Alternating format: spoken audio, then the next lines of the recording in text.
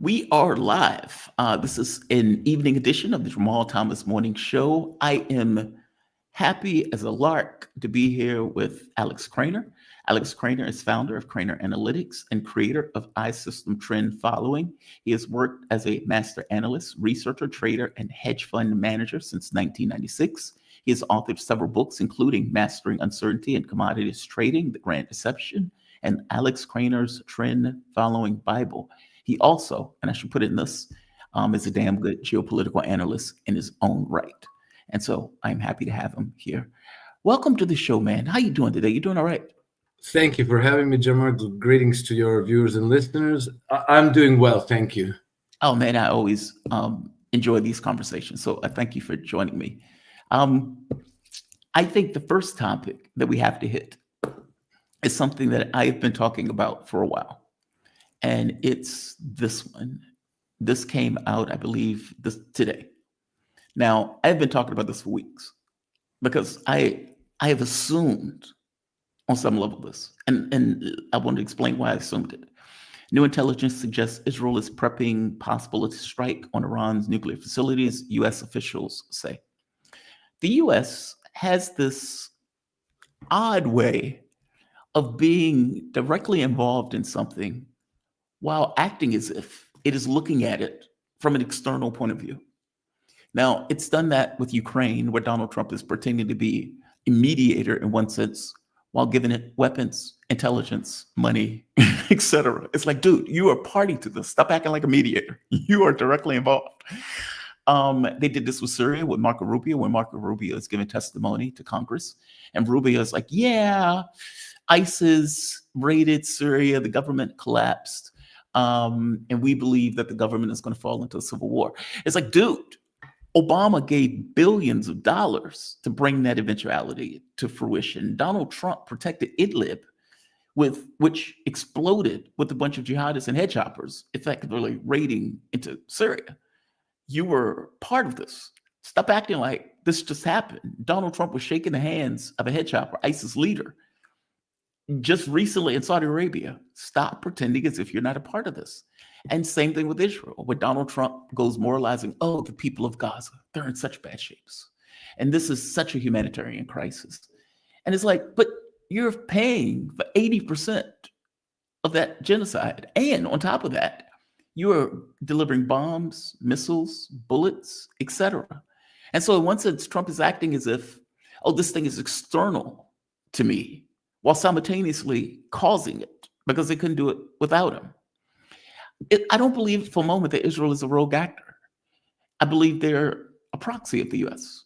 And to go further with that, all of this talk about distancing, where Donald Trump is like, where all of these reports come out, anonymous source, as Trump is pissed off at Netanyahu, Donald Trump is distant from Israel, or the U.S. is distant from Israel. I strongly suspect that that stuff is dropped into the media in order to create distance or this perception of distance, when really Israel would never attack Iran without the United States backing of it attacking Iran. First, give me your take on that. Do you think I'm being too cynical in my point of view? Let's start there. Let's start with that first. No, not necessarily. You might be right, Jamal, but I see it differently. Please. And I might be wrong, but I'll tell you how I see it anyway. I've spent now a good deal of time researching the British role in all of these things around the world, and for a very, very long time. I mean, over not just these recent events, but more distant history. And the pattern of behavior strikes me very typically as a result of British approach to geopolitics. As far as Trump is concerned, I very much doubt that he's in control of that situation to a very significant extent. I just listened to an interview between Larry Johnson and Colonel Douglas McGregor. I think it was posted yesterday on Larry Johnson's YouTube channel. And Colonel Douglas McGregor recounts his experience while he was working as an advisor to Donald Trump. And he said, look, I went there. The man seemed to have good instincts, but he was not in control. He wanted to pull the troops out of Afghanistan and Iraq. And so he was asking me, hey, man, how do we do this? And how long is it going to take? And how should we proceed? And then as soon as they got out, the whole administration went into a tizzy. And he was hit by all these sabotage, and he was being attacked from all sides, to the point that he had to back away. So the troops stayed in Iraq and they stayed in Afghanistan. And remember, he also wanted to withdraw troops from Syria, and that too was prevented. So he was being consistently attacked by people who opposed his policies. And I think that the same is the question, the situation now as well. I was wondering for the past 3 months, what is the deal with him sending, now we're talking about Ukraine, but again, I'm wondering how the land is laid in his administration. So he was sending General Kellogg around Europe and to Kiev and elsewhere as a peace emissary, and he was sending Steve Witkoff. And Steve Witkoff had several meetings, I think 3 long meetings with Vladimir Putin. Steve Witkoff is clearly a man of confidence for Trump. General Kellogg is a neocon's neocon who's completely in line with the European approach to the Ukraine war. And I was wondering what's up with that. And now that Trump and Putin have had their second meeting, their second phone conversation, which was on Monday, I think it's becoming clear to me, because by showing both sides, by pretending that he might go this way or he might go that way, he didn't give any clear indication of his intentions. And there's this thing going around that, Trump is influenced by whoever he talks to last. And so he doesn't have a position. He can be influenced, he can be pushed around, and he doesn't know what he's doing. But in the end, I was very sure that he was going to go and accommodate Vladimir Putin. And you're right. You mentioned that he's still providing, there's still some weaponry going to the Ukrainians and intelligence from the United States. So that's not clear cut either. But I wouldn't exclude the possibility that that's also part of the agreement. Because, the day they cut off Ukraine entirely, Ukraine's expiration date is very near.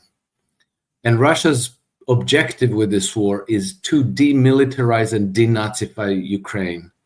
And now they're winning. And their kill ratio is something staggering. I think it's well north of 10-1. So if the Ukrainians lose access to arms, they stop fighting. That's it. That's game over. So long as they're receiving something, they keep fighting. And if the Russians get to eliminate them greater than 10-1, I think it's even 20-1. Maybe the Russians want to continue this for another while because they want to eliminate the army. So they might be saying, in the same way as they're telling him, don't worry about the sanctions. We like the sanctions. Keep them on. They might also say, we don't mind if you keep sending them weapons and intelligence. That keeps them in the game. That keeps them in our meat grinder. So, it seems to me that Trump is trying to do a few things right. And I think that those few things are, one, fixing the relationship with Russia. and 2, avoiding war against Iran. And the pressure on him to go to war against Iran is enormous. And again, keep in mind, the pressure is coming from all sides, and he can't always resist it. It's not like he's a czar there who says, it'll be like this. From today on, everybody in my administration has to wear a mustache. There's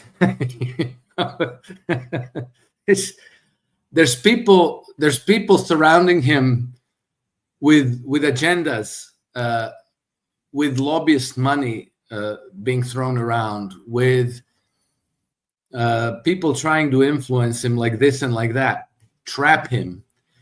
I think that had he made the decision, no, we're going to talk to Vladimir Putin, I'm going to meet with him, or I'm going to just send Steve Witkoff as an emissary back and forth. I'm gonna overtly state that I don't acknowledge General Kellogg's approach, and I just set that aside. That he would have been savaged in the media for 3 months, 24/7, as you know, he's tearing apart the Western alliance. He's turning his back to our traditional alliance with whom we won World War II, blah, blah, blah, defeated Nazis. You know how it goes. So I tend to have a more positive view of what he's trying to achieve. And now when it comes to Israel, I know that at least half of all the weaponry that arrives to Israel is from Europe. And that the targeting intelligence is coming from the British. And, the whole Zionist project is a British project. It has been for far before the Balfour Declaration was even signed. A certain British banking family even had the what's it called, the Bible? What you mean? Wait, what do you mean? What is it called? The Bible? The Bible that the Christian evangelicals in the United States use. Oh, gosh, not the Sinclair Bible, but the. See, we always did the King James version. I'm not sure. No, not King James. The New Testament. No. Oh. Okay, so I struck out. It'll come to me. So they had in 1908 or something like that. They had it's not a Balfour Bible either. But somebody says Schofield or Gideon. Schofield, yes, thank you very much. My audience is fantastic. Oh, my audience is fantastic. Yeah, awesome. Thank you, people. I should remember because there's a guitarist, there's a jazz guitarist, John Schofield. So that helps me jog my mind, but I couldn't come up with. Almost said Pat Metheny Bible. Anyway, so they even had a Bible commissioned in order to create this commitment to Israel, as a like biblical end time stage, which was leading us to the second coming of Christ, and all of those things. So they created this very, very passionate. Some of these people are more Zionist than Israelis themselves, and that's one very powerful major voting bloc in the United States. And Trump being 4 months into his presidency, I think he has to tread very carefully not to alienate those people, and because their designs, their worldviews are so passionate, they're such zealots, that if he abandoned Israel, they might very easily brand him the Antichrist. It's like that serious to them. So, between Jewish donors, between the Zionist Jews, between the evangelical Christians, he can't just come out there and say, you know what, I absolutely hate Benjamin Netanyahu, and I'm not going to support Israel anymore. So it seems to me that what he's trying to do is wait it out, because Israel is really on the tipping point of falling into a civil war. It could get triggered any day. And so maybe for that reason they decided to start bombing Yemen, to say like, hey, look, we're doing all this tough shit for, am I allowed to say shit on your program? Okay. Maybe we're doing all this tough excrement for Israel. We're bombing the Yemenis to, do this and that, as a way to raise some dust while avoiding a confrontation with Iran, because as you rightly said, it would be an absolute and total catastrophe for the United States. There's a lot to lose and pretty much nothing to gain by going to war with Iran. And so I think that Trump is trying desperately to avoid that. That's how I see it. But some of the policies of the administration are inherited from previous administrations. They're part of the swamp, and they're practically on autopilot. Like I'll raise another mystery for you. Mm-hmm. General Michael Langley, who is suddenly setting up a command center in Ghana to go and regime change Burkina Faso. No, sorry, not Ghana, Ivory Coast. Ivory Coast. To go and regime change Burkina Faso. Burkina Faso is a former French colony. Right. Not American, not British, French. So primarily it's the French banks and French industrialists who had interests in Ghana.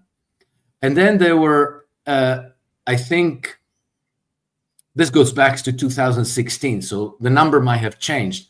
Mm-hmm. But there were 7 British mining companies operating in Burkina Faso. Then they consolidate, divest, whatever. It could be more than 7. It could be fewer than 7 by now. But the British had very strong colonial interests in Ghana. So why would AFRICOM, American military, have anything to do with any of that? Why is General Michael Langley involved at all? Yeah. And I'm pretty sure that Trump is barely aware of any of this. This stuff is going on autopilot. And it's the result of a collusion of the financial oligarchies of the Western powers, primarily, France, Britain, and the United States, who just kind of help one another out, mm-hmm. and pull each other's coals out of the fire as needed. Yeah, go ahead. No, I was just going to say, but that doesn't quite explain contradictions in Trump's policies, if that's true. Like, so for example, Witkoff has a conversation with Israel. He comes back and he says, all right, we're going to stop Iran from getting nukes. We're going to have enrichment at 3.6%. Witkoff is attacked. And then immediately it changes to, we need the Libyan option. Now, Iran had said from the very beginning, from day one, we are going to maintain our centrifuges. That is off the table. We are a sovereign country. We shouldn't even be having this conversation considering Israel has nukes. Yes. But okay, we'll have the conversation. We're open for a negotiation. We're open for a deal. But enrichment is our sovereign right. And we will limit the amount. But we're not getting rid of our centrifuges. And so it's a bit weird that the U.S. comes up with the explicit policy that would allow the negotiations to collapse, with Trump saying the entire way through, I'm going to bomb you, I'm going to bomb you, I'm going to bomb you. And with Israel saying, hey, if the U.S. doesn't do it, maybe we'll do it. And with policy papers like Pathway to Persia or Which Way to Persia, where they talk about this explicit thing where the U.S. comes up with a rationale to blow up negotiations. And either the U.S. attacks Iran, or the U.S. allows Israel to attack Iran. But in either way you look at it, Iran is attacked with the US distancing itself, saying either, hey, we engaged in negotiations, we just couldn't come to a deal, or, well, we didn't have anything to do with what Israel just did. It seems like that's happening. I mean, it really does seem like that's happening. And I lived through weapons of mass destruction. Both of us did weapons of mass destruction in Iraq. Well, they didn't have weapons of mass destruction in Iraq, and they're using the same playbook for Iran. Well, we think they're going to get nukes. Okay, well, our own intelligence assessment says they're not trying to get nukes. Iran has said they're not trying to get nukes. Netanyahu has said they were going to have nukes, 20 years ago. Fast forward 20 years later, they don't have nukes. So I have to ask, okay, well, why is the US creating a context by which to attack? Either in saying they have nukes, meaning coming up with a lie in order to do so, either saying that everything that Ansarullah does in Yemen is associated with Iran.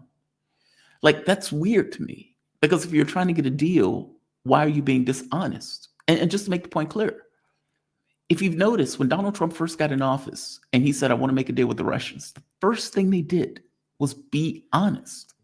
Like, they started saying, hey, Ukraine was always a red line. NATO wasn't supposed to expand. Like, meaning they started talking about the conflict in more honest terms than what Joe Biden had talked about, because the honesty was necessary for them to actually come to some kind of real agreement, some kind of real deal. So it gives me pause when I see, okay, they're using the weapons of mass destruction thing again. This stuff has been written about in policy papers where it seems like they're doing exactly what's in the policy papers. And now everybody at once is pretending as if, oh my God, we just realized that they're starving the Palestinians. This is an outrage. Yeah, it took them 60 days or however many. Yeah, it's like, so when Israel attacks, they could say, well, 2 hours ago, we said we were against Israel starving people, so clearly you can't associate this attack on Iran with us. That's what it seems like, which is why I have pause in this, especially since Trump said from the beginning, we're going to bomb you. You're right about everything you said. I'm only suspecting that most of this is not coming from Trump, that it's coming from the swamp. Because you see, when Witkoff came back from Iran and said, like, okay, we can, they'll limit their nuclear, uranium enrichment to, below the weapons grade threshold. Yeah. So that seemed like a good idea, like some kind of a diplomatic win. And then he got buried. Then he got attacked, and then he was like, "Oh, you understand?" And that's the kind of pressure they're facing. And also, a couple of weeks ago, when Pete Hegseth voted against bombing Iran, against attacking Iran, they practically wanted his head on a stake. So they're dealing with something very, very vicious and determined from the Zionist faction, and I think that they're trying to minimize damage that is probably coming one way or another to the administration from this misadventure. I don't know if they're going to be able to avoid war with Iran. I think they will be able to avoid war with Iran because, in the same way as Trump wasn't able to withdraw troops from Afghanistan and Syria and from Iraq in his first term, because the whole hierarchy wouldn't cooperate. Mm-hmm. I suspect that the hierarchy wouldn't cooperate if tomorrow he said, let's go and attack Iran, because there would be people in the military who would be saying, no, this is suicide, we're not doing it. Yeah. And then they do. It's not like they mutiny openly, but already during Biden administration, when they were sending I think Dwight Eisenhower carrier strike group to Yemen, their oiler mysteriously struck ground. It ran aground, right. And then the whole thing came to a close. I think that was self-sabotage. The troops, they simply say, like, fuck. we're not doing this, and so they and then a couple of weeks ago we had in the Mediterranean, I forget which, Truman, yeah, collided with another vessel. I mean, when was the last time a U.S. airstrike carrier collided with another vessel? Yeah. It just doesn't happen. And people are saying, this is crazy. We're not doing this. Please don't make us do this. And believe me, the sentiment feeds back up the command and control chain. So I think that for Trump, the priority is to avoid the confrontation with Iran, to try to score some kind of a diplomatic victory over this, nuclear enrichment and nuclear program and so forth. And the Iranians have been accommodating in the sense that they say, like, okay, we can promise and commit to never getting nuclear weapons, and they don't need them really. Right. And we can commit to never enrich uranium beyond, whatever it is, 60%, right? And so then they can come home and say, like, yeah, but you see, obviously the Zionist side doesn't see it that way, and they're pushing very, very hard to go absolutely maximalist. Mm-hmm. And they're pushing them towards this Armageddon against Iran. And I think that my money would be on the war not happening, that the attack on Iran won't happen. But the question is how much political damage Trump will sustain, and whether he will survive physically. Because, they want him dead. There's a lot of people in the United States who want him dead, as we saw with Comey's, 8647, very, very clever. But there's a lot of people who were high-fiving and hee-hawing, about that. So I think they're dodging bullets, and possibly real ones, Mm. How does Israel keep going? That's the other part that's surprising to me. I mean, they want this greater Israel. They seem to be enacting that project, whether it's with eliminating the Gazans, whether it's with taking the West Bank, basically converting an apartheid state into a more rigorous level of control of an apartheid state.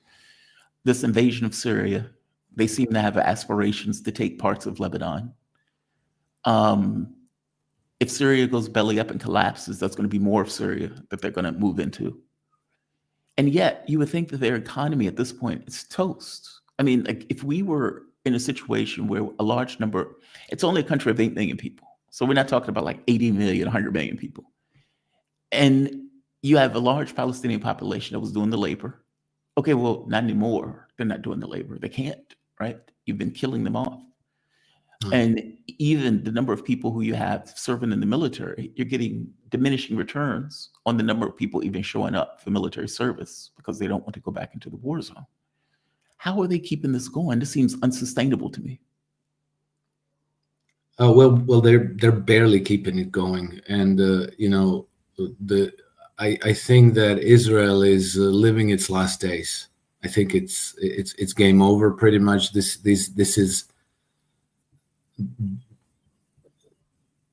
is agony of a wounded animal who was vicious even before it was wounded, and now it's hyper vicious.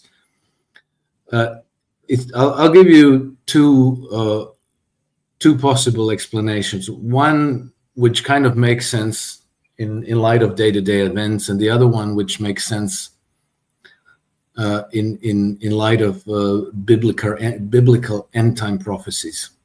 So, from the viewpoint of day-to-day events, it seems to me that the only hope for Israel to survive, or at least to extend its own life expectancy, is to start something big and to draw in the United States and NATO into a big war.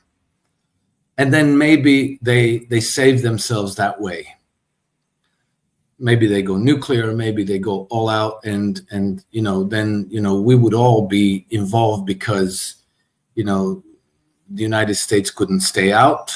And then if the United States got involved, then you get the whole of NATO to join the fight. And, a completely different reality would begin to unfold in the Middle East and in the rest of the world. Yeah. So that's why I think that the Israelis are continuing desperately trying to escalate the war. And I think it's also why the Iranians never responded to their last attack, because this is what the Israelis are desperately wanting. They want an escalation. And I think that the Iranians, right? The Iranians have, I think, wisely chosen not to give them that escalation, because they're in a collapse, and an escalation might save them. So the Iranians thought, okay, let's hold our fire and let them hang themselves. But I also, a friend of mine who is a devout Muslim and who studies the Christian, Jewish, and Muslim eschatologies, that is, end time prophecies, had something very interesting to tell me. And I'll have to look at my notes, because he told me about this stuff last November. And I was so blown away, I had to take notes. But unfortunately, I haven't had time to research farther into it. So I'll try to do best by reading out of my notes. So there's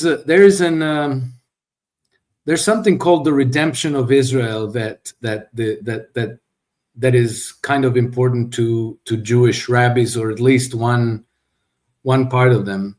So in Jewish eschatology, before the Jews can be redeemed and be blessed by the long-awaited Messiah, who was promised to them during Babylonian captivity, they must suffer through punishment for their sins and evil.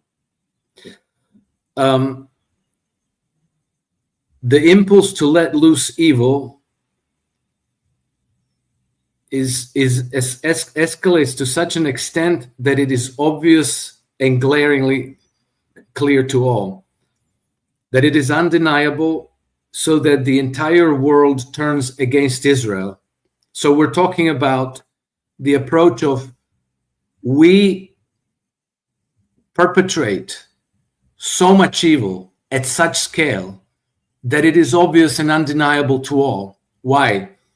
Because then they draw the hostility of the whole world upon them, and they suffer intense punishment. And only by suffering this intense punishment can they be redeemed before the world. So this is Jewish eschatology. I didn't invent it, and it was explained to me by a Muslim person who studied Jewish eschatology. So only after Israel is forced to pay for its sins by the whole world can they be redeemed, and can the long-awaited Messiah come. So there's the certain Rabbi Schneerson who declared to Benjamin Netanyahu, who declared that Benjamin Netanyahu would be the last leader of Israel before the arrival of Messiah. So we're talking now, these eschatological agendas, these ideas are unfolding now.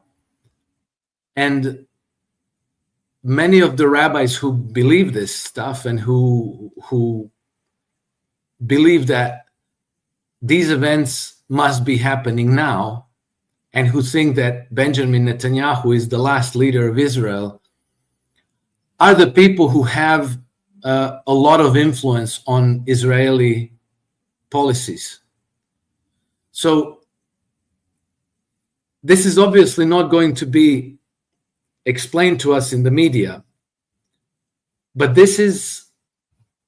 it appears that this could be the thinking that's behind Israeli conduct, that they're deliberately perpetrating these horrendous atrocities to get absolutely the whole world to turn against them. And don't forget, it's not just Gaza. Remember when a few months ago, when Israeli football fans went to Holland, I think, or something, and they went out of their way to antagonize the population locally and to stage excesses and cause all kinds of troubles that people feel like, who are these people? They're absolutely horrible people, as if they're trying to make a really, really bad impression at every turn, purposely.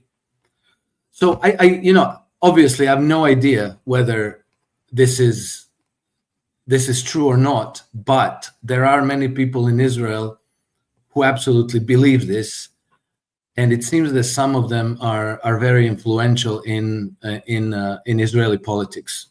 So I wouldn't exclude that this is part of the equation of what we're living through. Yeah, religious maniacs doing religious. Yes, exactly. Yeah. Exactly. Oh, see, that's always tough, because like, it's one thing to look at stuff from a rational argument that people make, where they would say, okay, this would be a catastrophe, this would be horrible, and because it's a catastrophe and because it's horrible, there's no way that anybody would do it. Well, yeah, and not only, like, we're all like Abrahamic religions. Remember, thou shalt not kill. Mhm. Hello, is that complicated? It is not. It is not. But when you add in the religious element to it, which you could be right about, by the way, like, who knows what they're thinking, what's in their minds, especially of many of these leaders. You could be totally right, in which case the rational argument doesn't really matter anymore. At that point, exactly. we're doing God's work at that point. This is God's will in this kind of activity. Yes, exactly. It's like sheer fanatical zealotry.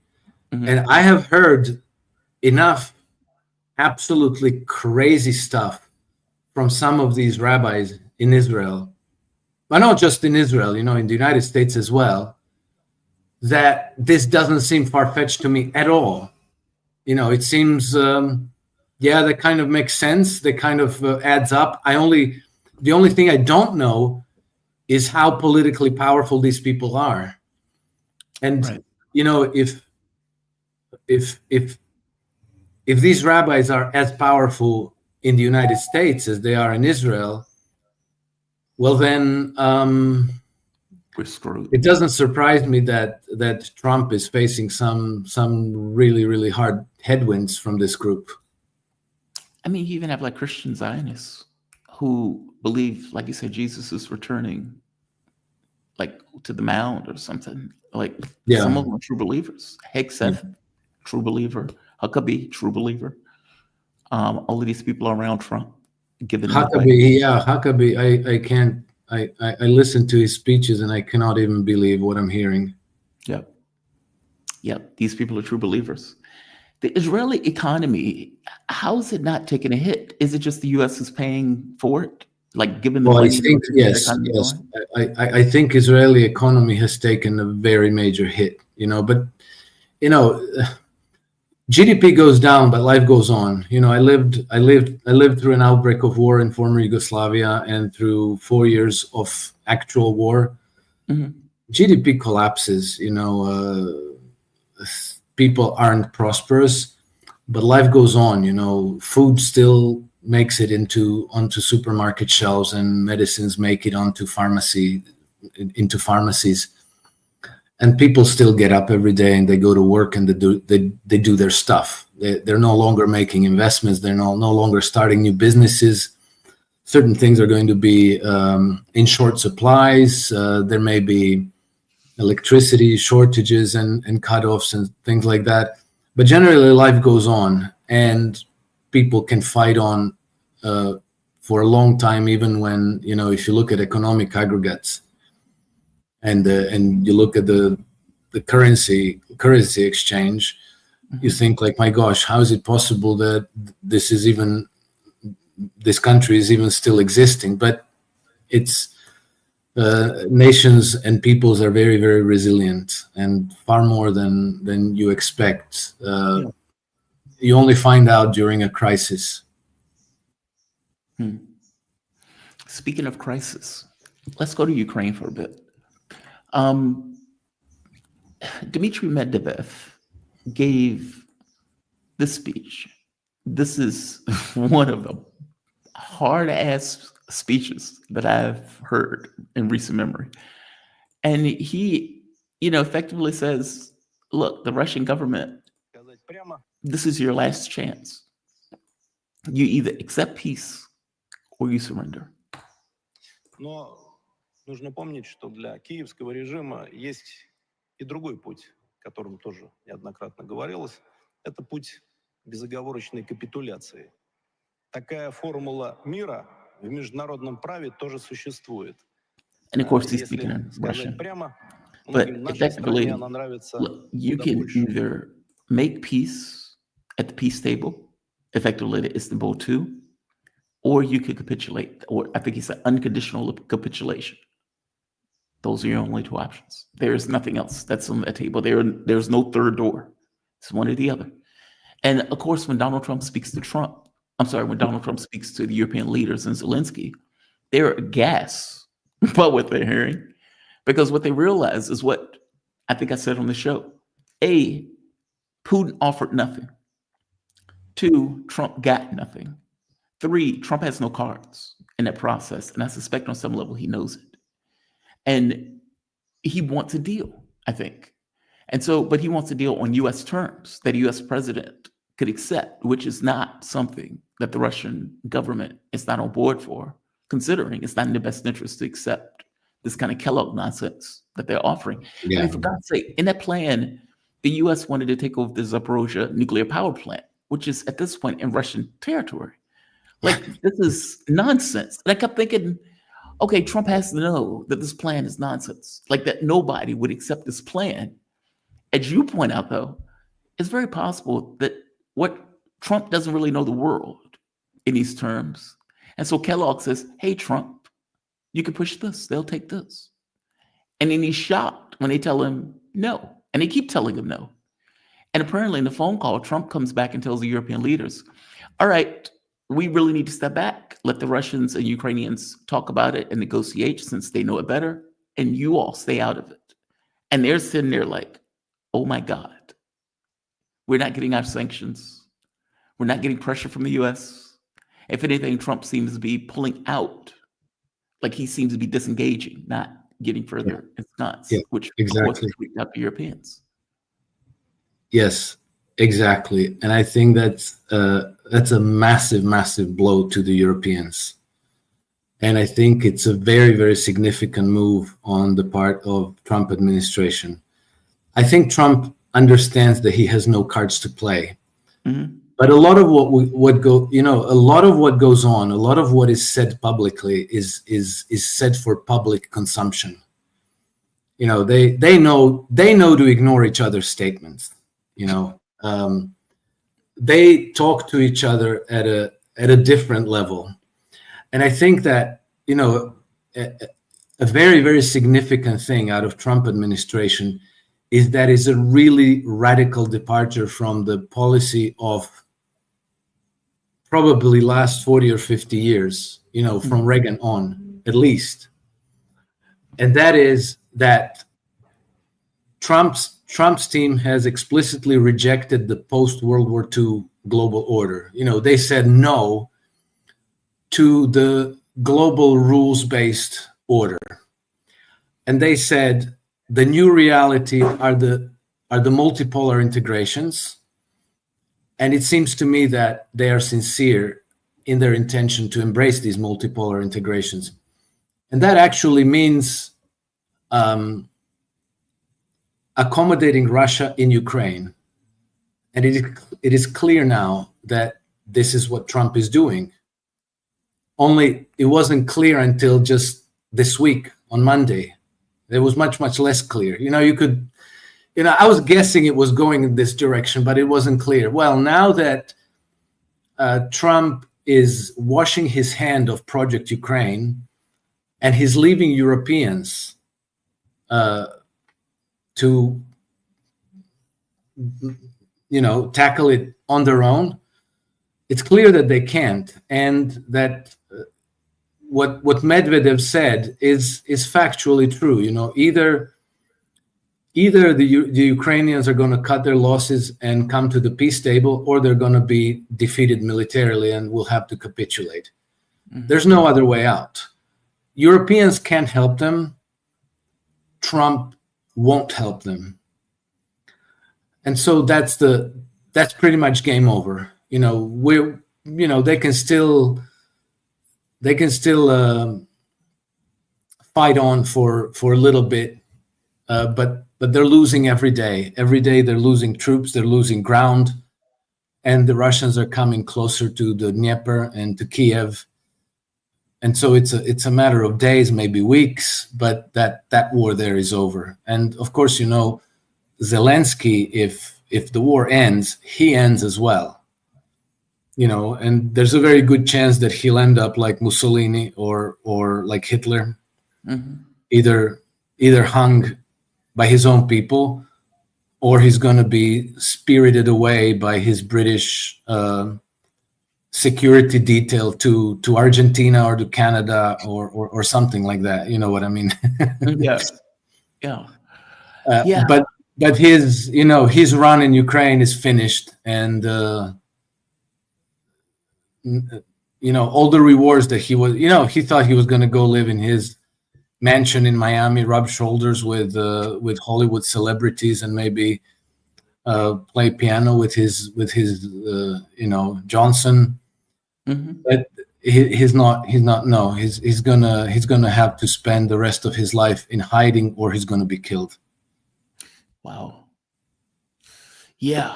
Do you think, is Europe aware of that? And I guess this could be the last question. I've been shocked that Europe has allowed itself to be treated this way. And what I mean by that is, most of the weapons Europe buys are from the United States.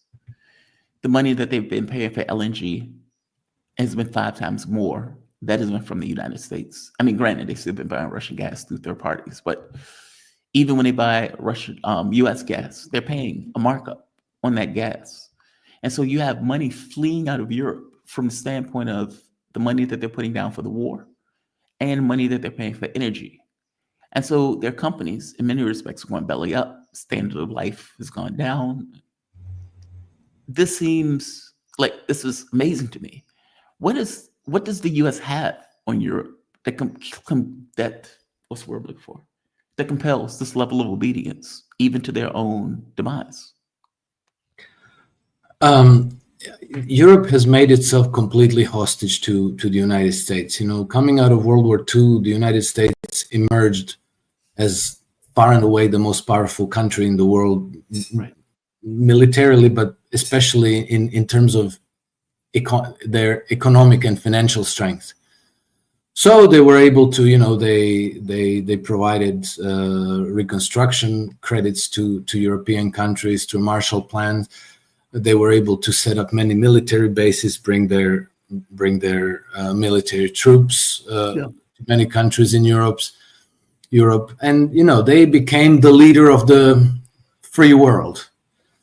And then they also provided the weaponry, and they, the United States is still maybe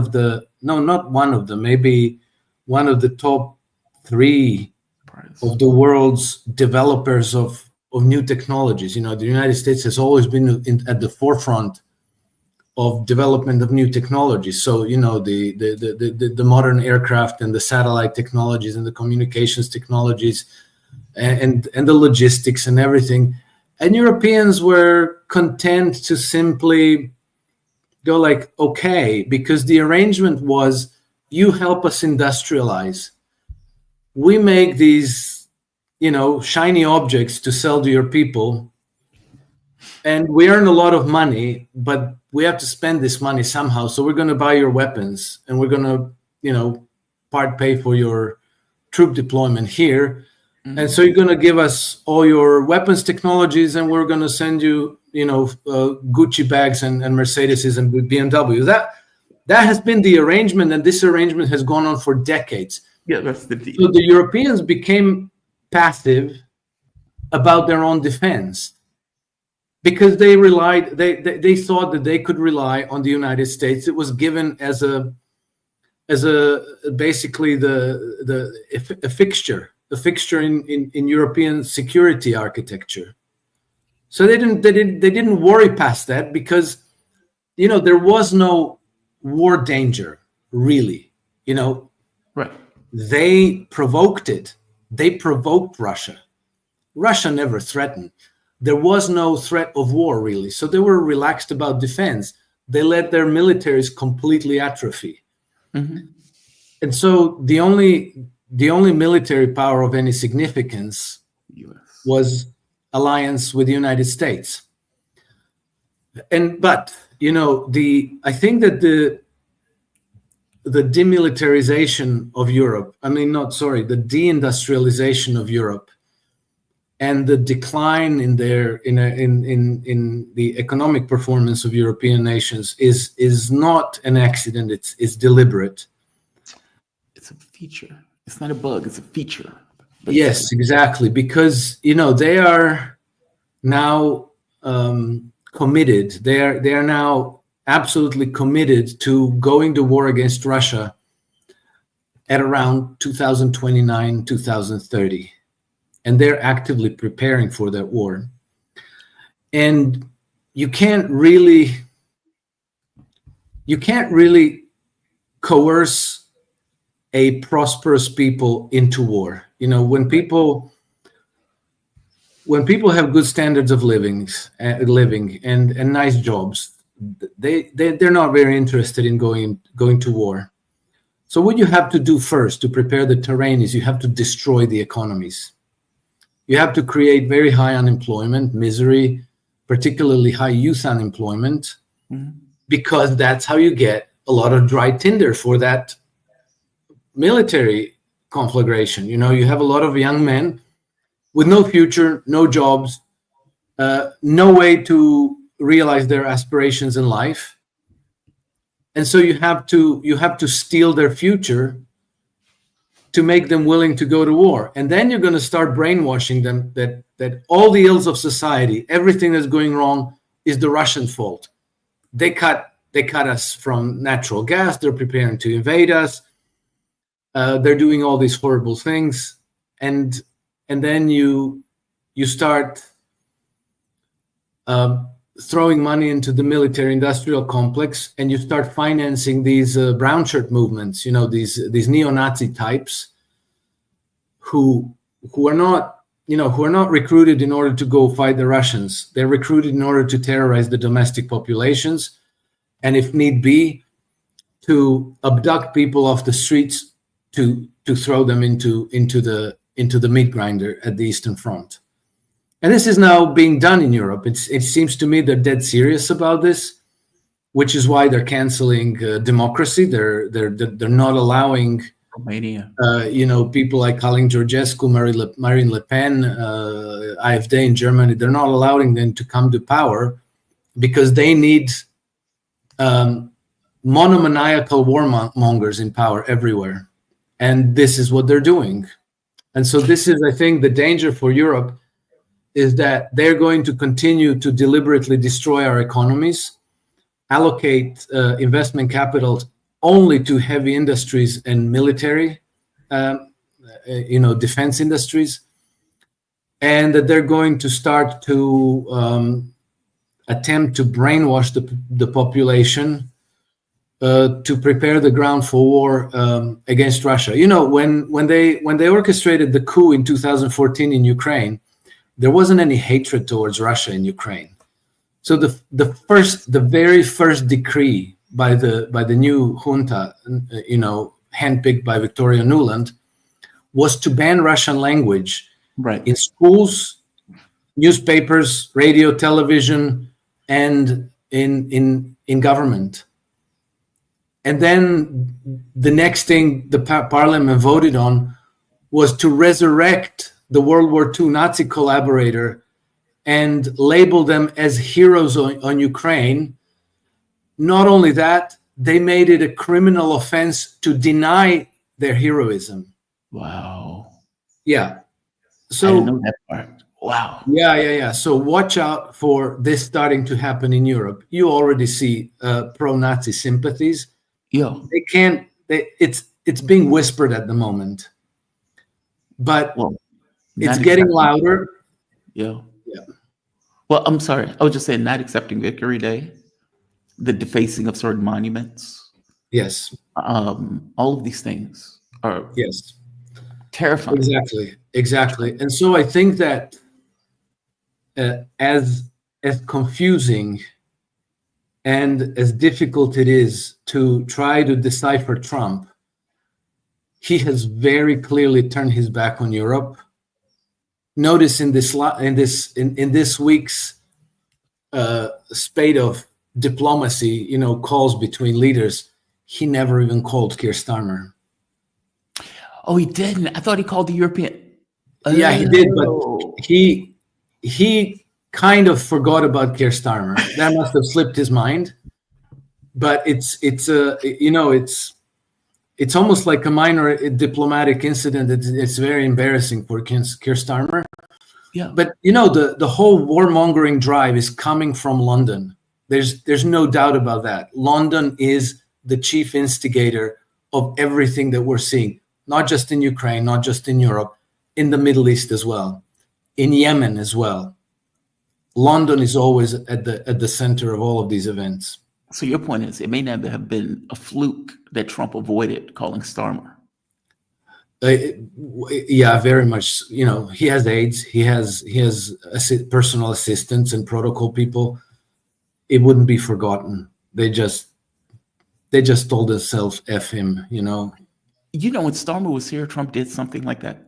Because Starmer, when he was here, he kept saying, effectively, they were trying to get Trump to say, yes, we would backstop you militarily in Ukraine. Like, we don't want to go into Ukraine without the U.S. effectively being able to fighting our war for us.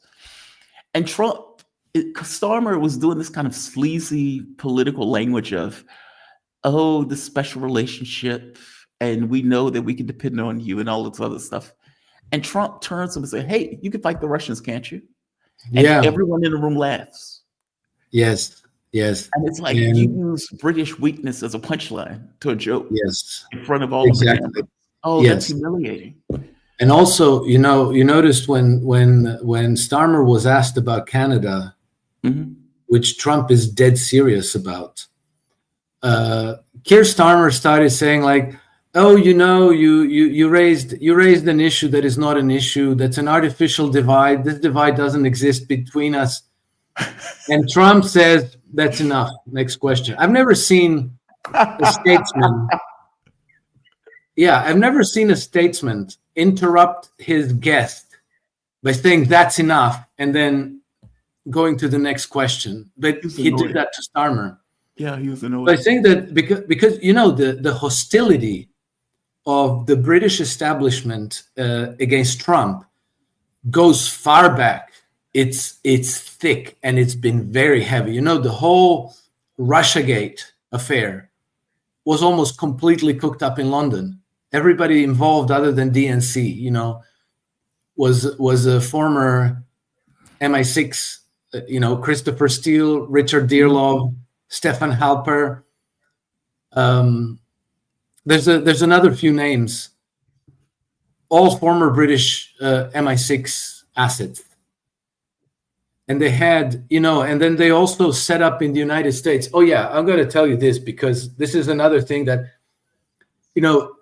when we look at Trump,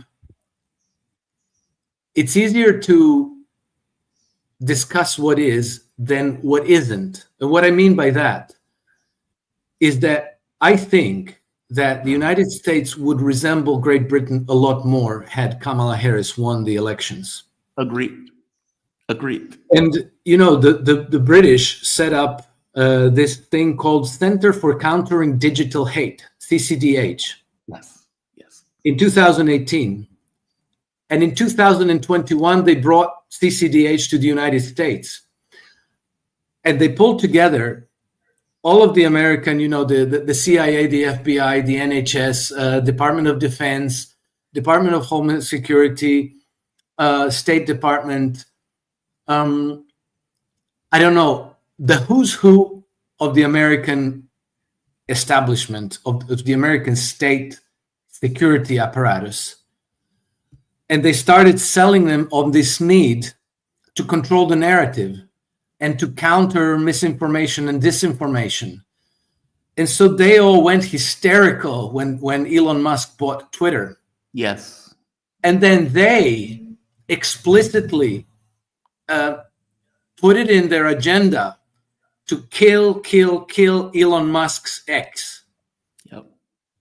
And they, if they had their way, which they probably would have, if Kamala Harris were in the White House, they would probably have their way. And today, I think in the United States, you could get arrested for having a wrong T-shirt on, for singing Kung Fu Fighting at a bar, for praying silently on the street, for, like a mother was sent to prison for 2.5 years because of a nasty tweet she posted just recently. And I guarantee you, had Trump not taken the White House, and I'm not even crediting Trump here, I'm crediting the American people, because they sacked the toxic, poisonous Biden administration and the DNC. Had that not happened, I think that the United States would very much resemble Keir Starmer's Britain today. And we probably would have a very hard time having this conversation to begin with. They tried to do that, by the way.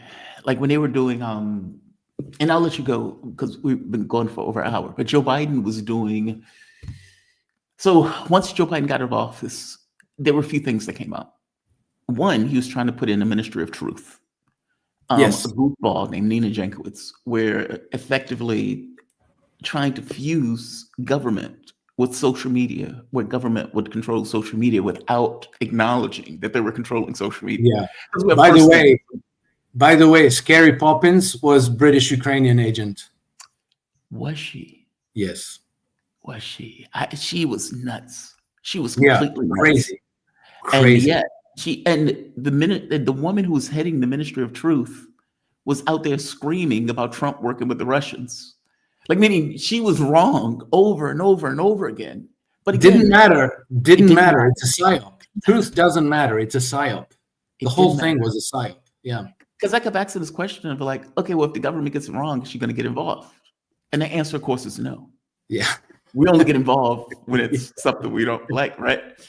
But then you find out later but Joe Biden was working, trying to vet people for government based on their social media, based on the things that they were thinking, basically thought stuff, which is, again, is an anathema to the United States. I mean, Trump has his own issues in regards to Israel, but it was so over the top. You are not wrong on that one. I completely believe you on that one.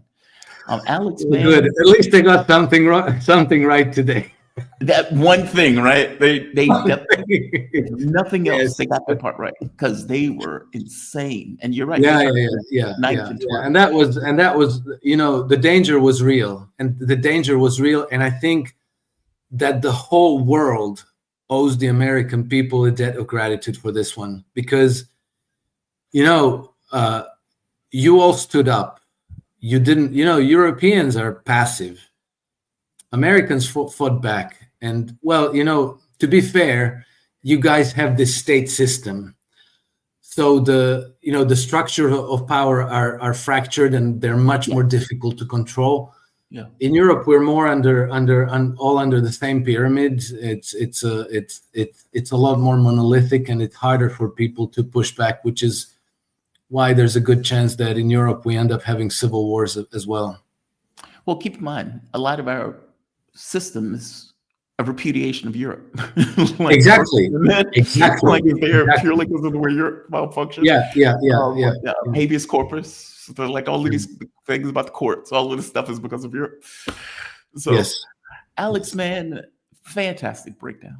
I really do appreciate this. Thank you for fitting me in for this. Alex, Thank you, Krainer, Jamal, for having me, and it was a pleasure. Until the next time. oh, always appreciate you, man. Alex Krainer, he's founder of Krainer Take care. Analytics and creator. You have a good one, man. Be safe. System trends following. He has worked with market analyst, researcher, trader, hedge fund manager since 1996. He has authored several books, including Mastering Uncertainty in Commodities Trading, The Grand Deception, and Alex Krainer's Trend Following Bible. You have a safe one. Thank you for this, Alex. All right. I would like, was Galloway's Kung Fu fighting right now? Yeah. Shout out to Alex, man. Really appreciate him for this. I'm going to end this because I have to pack. And I want to do this now because I still need to also cut videos. So, all of you, thank you very much. I deeply appreciate you joining me.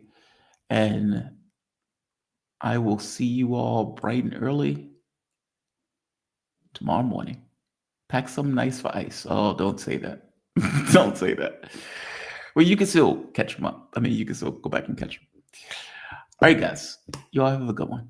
I see you bright and early tomorrow morning. I have a damn good show for you tomorrow also. Hopefully there's no interruptions tomorrow. Signing off. Have a good one all. Yeah, Schofield Bible. That was the right one. Schofield.